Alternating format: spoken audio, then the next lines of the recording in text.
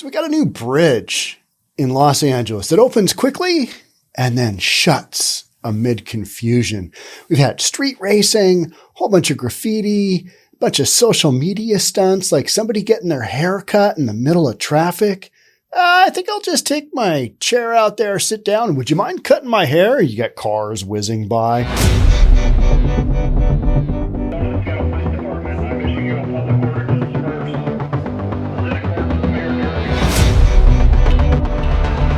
That's literally what's going on in LA. Just another example of chaos happening in the city of light, right? Okay, let's jump on into it and let's see what's going on.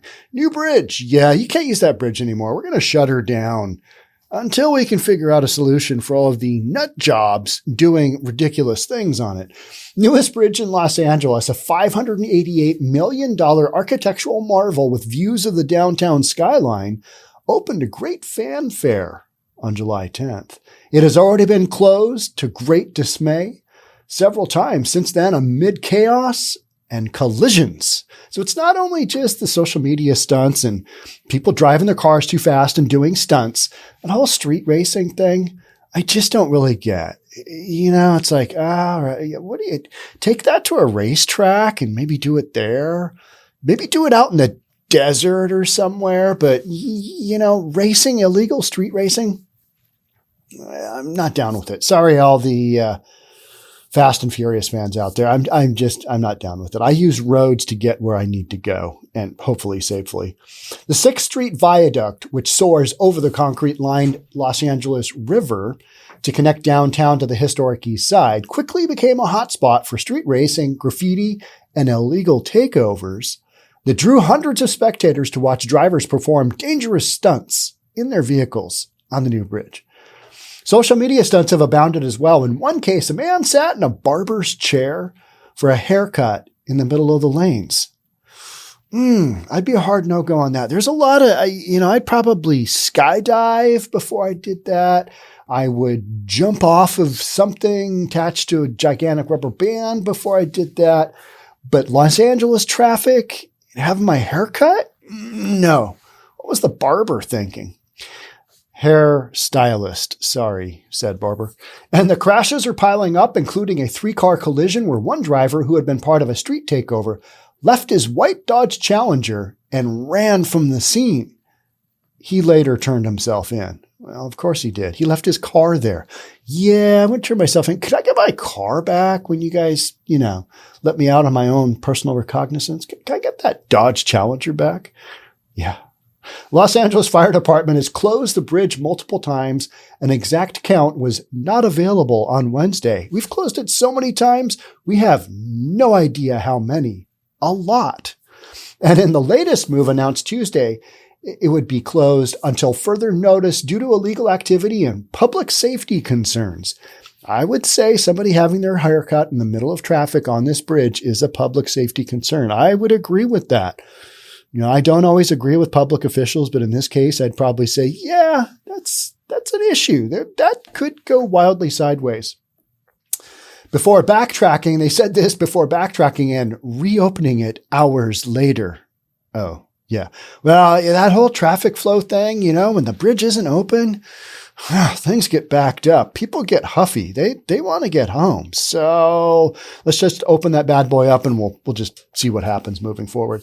Officials hope to install speed bumps, safety fences, and cameras on the less than 3-week-old bridge to curtail the behavior. So in the meantime, officers are impounding vehicles and issuing citations. Well, a citation, yeah, it just doesn't really do a lot, does it? We ask for everyone to take a pause and recognize that this is a figure or a location in Los Angeles that we all want to be proud of. Police Chief Michael Moore said Tuesday, "We want to show the world that we are a world-class city that can't keep its bridges open because of crazy behavior by the said citizens of the world-class city. And that we can have these types of features and we can take care of them and respect them."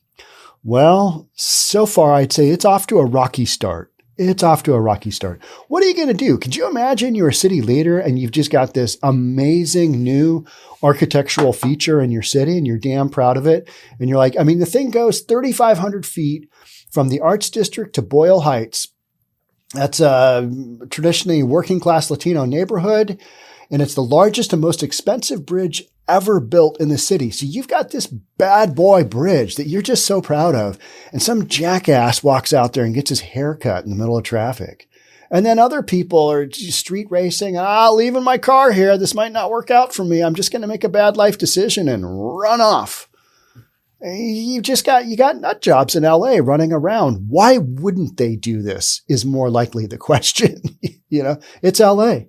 Known as the Ribbon of Light for its thousands of LED lights and tilted arches, which have already attracted daredevil pedestrians and skateboarders, it replaced an 84-year-old Art Deco bridge, that structure seen in countless Hollywood movies, including Grease and Terminator 2.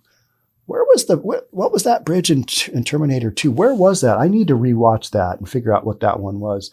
But that bridge was demolished in 2016 after a chemical reaction weakened its concrete over decades. Well, that does happen. Mayor Eric Garcetti called the new bridge our generation's love letter to the city.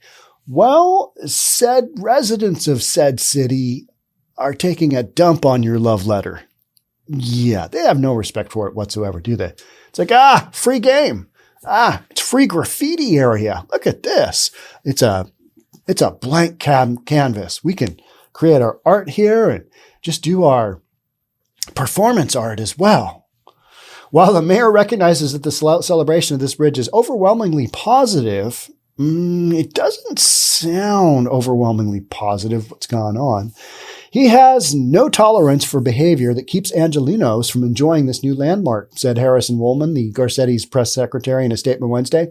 The city is reviewing additional safety options. We're going to reimagine and rethink our safety options so that people don't get a haircut in the middle of traffic on said bridge.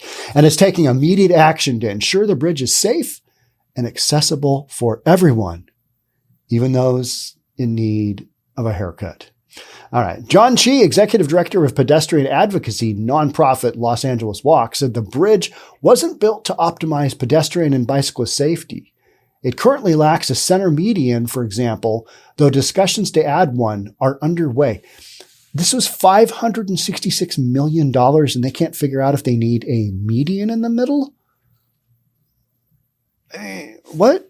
I don't. All right. Anyway, Yi said the shutdowns are city leaders' attempts to reframe the discussions away from poor infrastructure and toward the street racers and other risk takers. Poor infrastructure. You just built a brand new bridge and now you got nut jobs just doing willy-nilly shenanigans all over it. I don't understand what there is to understand. What am I missing here? Somebody let me know. What am I missing? It's the message the city's trying to send the public. This is not our fault. This is their fault, he said. But Yi said the bridge's design was flawed from the start. If you provide a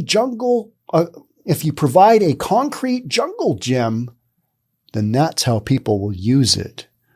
Well, I think there's other gyms that probably qualify along these lines, and they're not being used as a jungle gym, are they? Or is this gym... I mean, I've seen pictures of it.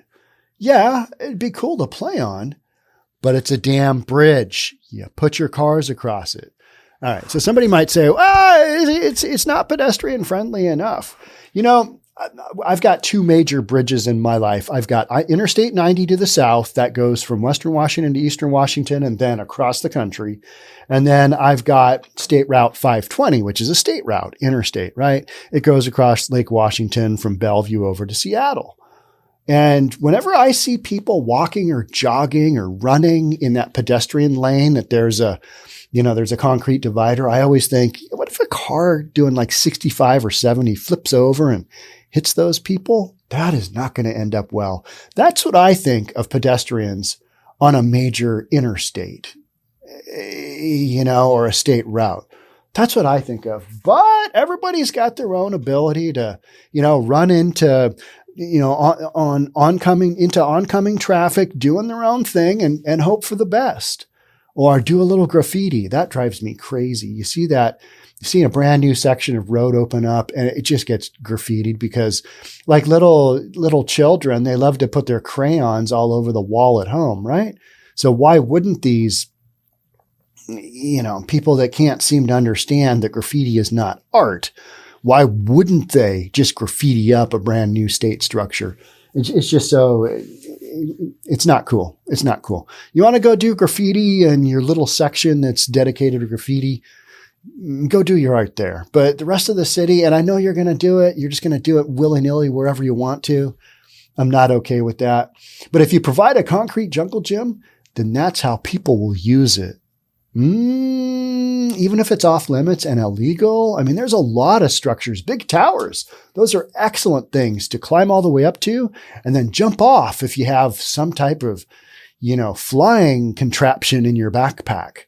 That seems to be a big thing as well. It's still illegal and it doesn't mean you should do it, but people are going to do it. It just seems like maybe this bridge is a little too accessible for people to just be able to walk on and just kind of do their own thing. Or are there walking lanes? It doesn't sound like it.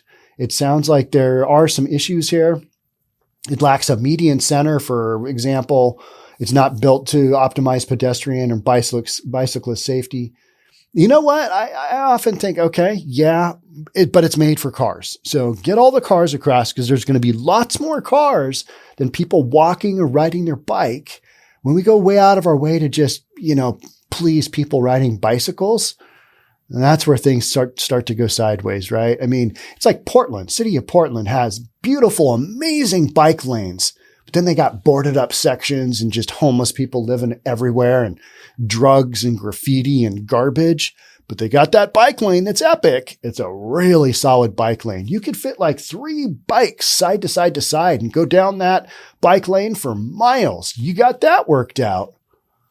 Sounds like, maybe Portland needs to do a little something with Los Angeles. I have no idea.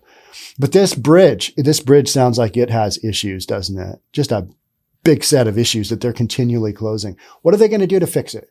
No idea. Are they going to rework their brand new, most expensive built bridge ever in the city of Los Angeles?